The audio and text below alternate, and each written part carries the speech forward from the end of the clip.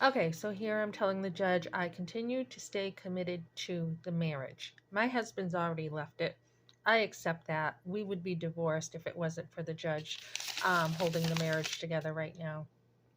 So I have let him go as far as emotionally and physically. I have totally let him go. But I am committed to marriage. As a Christian, it's a responsibility you have to stay committed unless there are some major problems. So, um, I said that I will never again be with him, as in the one flesh marriage, never. I plan on being alone in the marriage because he has done this. I believe not only does marriage take commitment, but it takes communication, which he was unwilling to do after he filed for divorce. I was trying to work it out via email because he wasn't taking my calls any further. So communication is another huge part of marriage, and he just dropped us. So I have that down. I'm headed to the post office. We also had an offer to get counsel with a pastor. He didn't want to. He didn't want to go to church.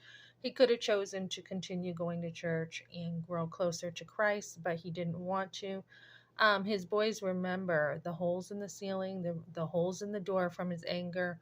When I told his father that he had an anger problem, he told me, "Don't make him angry." This is when I had like three young ones. Not to mention his father taking a gun to his head when he had marriage problems. We won't get into that. But Ben has repeatedly slammed on the brakes with me, almost hitting my head on the dashboard repeatedly because of his anger. And I'm enjoying my life. I don't have to hear I'm going to kick your ass. I don't have to hear him call me a bitch. I don't have to hear, put up with him pushing me. Um, so Leandro likes to post stuff on Facebook of how happy Ben is, and Ben has taken no responsibility for his actions, even no money last Saturday when I had to put groceries away. So I am putting down, because I've had to borrow money from my son, a minor.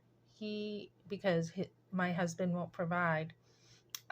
This is with interest, so my son deserves it. So $5,000 total. Plus, my husband owes the churches because we're still married and he won't take care of his family. And I am seeking counsel in this marriage for my husband. I'm seeking counsel for him to take responsibility for what he's done.